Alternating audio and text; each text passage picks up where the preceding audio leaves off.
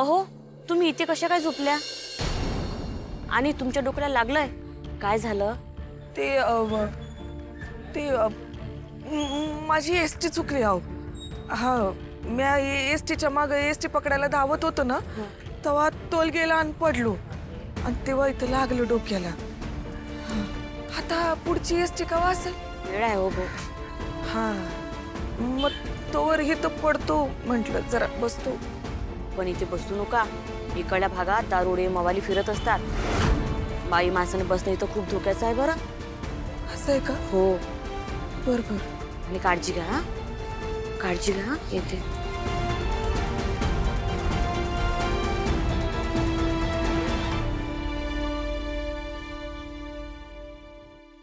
राजन काका प्लीज माझं म्हणणं एकदा ऐकून घ्या. मी खरंच सांगायलोय, ही तुमची मुलगी नाही, ही अदिती आहे. आणि माझ्याकडे त्याचा पुरावा बी आहे. अरे काय पुरावा? काय पुरावा काय चाललंय तुझं? हे बघा, ही मुलगी आहे ना, ही वाटेल ते बोलते. आणि मला एवढंच माहिती आहे की ही मुलगी माझ्या राजनची मुलगी आहे आणि राजनच तिचा बाप आहे. तुम्ही ह्या मुलीच्या बोलण्याकडे लक्ष देऊ नका. आपण पुढचे सोपस्कार करून घेऊया. चला. राजन, हे सगळं नंतर बघता येईल आपल्याला. आपण अंत्यविधी करून घेऊया, ते सगळ्यात जास्त महत्वाचं आहे. हो, मलाही हेच योग्य वाटतंय. काय आहे, विधी आटोपल्या तर अन्नपूर्णा ताईंना सुद्धा सावरायला जरा वेळ मिळेल. अगदी बरोबर. नयनतारा, तुम्ही अगदी बरोबर बोलताय. चला चला. आणि बिचारा माझा राजन, त्यांनी त्याचं तर डोकंच ठिकाणावर नाहीये. तो अशा अवस्थेमध्ये काय निर्णय घेणार आहे? निर्णय तर खरं आपणच घ्यायला हवेत. चला. चल उठ. मी आईला घेऊन येतो. एक मिनिट या. हे आदितीचे आई बाबा.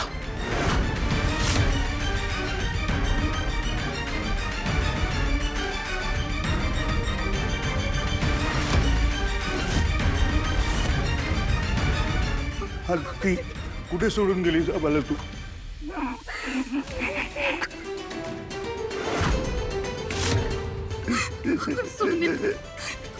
असं आई बापाला सोडून जातात का ग?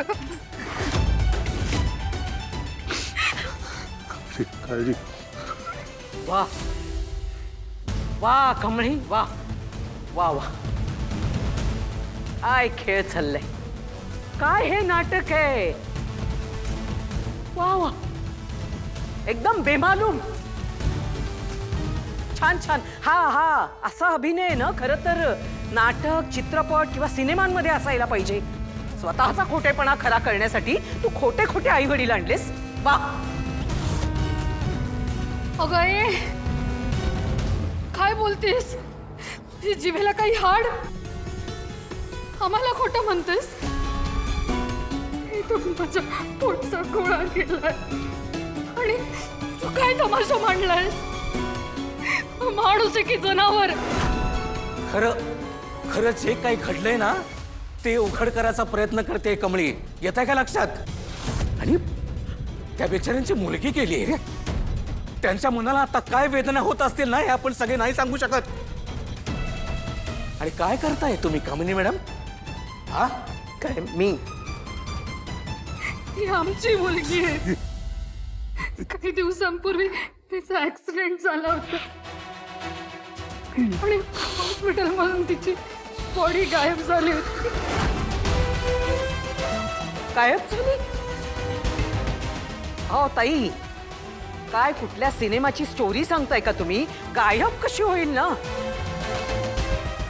आणि कशावरून? ही मुलगी तुमचीच आहे, पुरावा आहे तुमच्याकडे? आहे ना, पुरावाच हवाय ना. आहे, पुरावा आहे. कामिनी मॅडम, ही ओळखपत्र या तिघांची.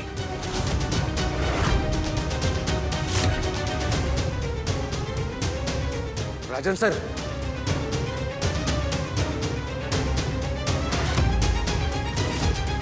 ओळखपत्र म्हणे.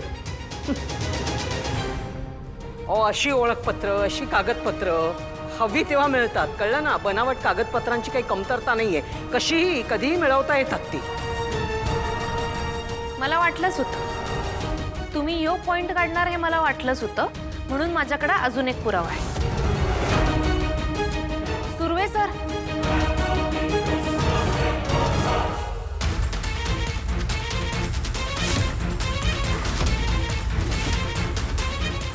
जेव्हा कमळीने आम्हाला फोन करून या सगळ्यांची कल्पना दिली तेव्हाच आम्ही या केसवरती लक्ष घातलं होतं आणि आम्हाला वॉर्डवर हाती लागला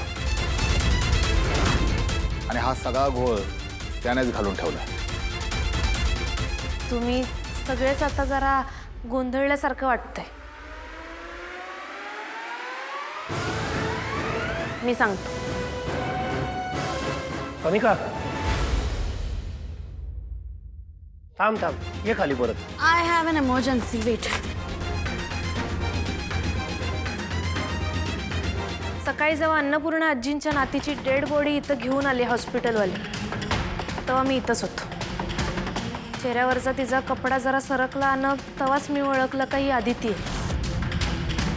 तिचा ॲक्सिडेंट आमच्या कॉलेजच्या समोरच झाला होता. ह्या सगळ्याची खात्री करायची होती मला, म्हणून मी हॉस्पिटलला गेलो आणि तिथं मला तो वॉर्डबॉय भेटला जो आता पोलिसांच्या ताब्यात आहे. त्याला जाऊन मी विचारलं की अन्नपूर्णा आजींची नात, तिची डेड बॉडी इथंच आहे ना आणि तुम्ही इथंच काम करता का? तर तेव्हा तो हो म्हणाला. मी त्याला विचारलं की तुमचा काहीतरी घोळ झाला आहे, काहीतरी चुकून तुम्ही दुसऱ्याचीच डेड बॉडी इथं पाठवली आहे असं सांगितलं. तेव्हा तो घाबरला आणि उडवाउडवीची उत्तर द्यायला लागला मला म्हणला रजिस्टर चेक करा, ज्याचं मयत होतंय त्याचा फोटो सकट नाव बी असतंय, असं काय काय सांगायला लागलं. मी वाद घालायला गेलो तर माझ्यावरच उलट बोलायला लागला तो. मी त्याला म्हणलं ज्या मुलीचा अपघात आमच्या कॉलेजसमोर झाला तिची डेड बॉडी कुठं आहे? तर तेव्हा माझ्यावरच राग दाखवून म्हणला कुठं आहे म्हणजे तिच्या आईवडिलांना दिली आहे. मग मी लगेच आधी तिच्या आईवडिलांना शोधायचा प्रयत्न केला, तेव्हा काका काकी तिथंच होते. काका काकींना जाऊन मी विचारलं की आदितीचा अपघात झाला ते तुम्हाला केव्हा कळलं? तर ते म्हणाले इथं हॉस्पिटलमध्ये आल्यावरच त्यासनी कळलं आणि त्यासनी बॉडी बी नाही भेटली. आम्हाला सांगितलं की तिचा चेहरा बघण्यासारखं राहिलेला नाही. आम्ही तर फक्त आधार कार्डवरनंच ओळखलं, पण कमळीने सांगितलं की तिचा चेहरा एकदा बघा म्हणून. तेव्हा कळालं की ती आमची मुलगी नव्हती. मग मी लगेच बाहेर जाऊन PCOवरून पोलिसांना सगळं सांगितलं आणि तिथंच मला साहेबा सर भेटलं. माझी अवस्था बघून ते म्हणलं मी मदत करतो आणि म्हणूनच आम्ही हा सगळा प्रकार तुमच्यासमोर सांगू शकतो. कुणाच्या तरी स्वार्थापायी एका निष्पाप पोरीचा बळी गेलाय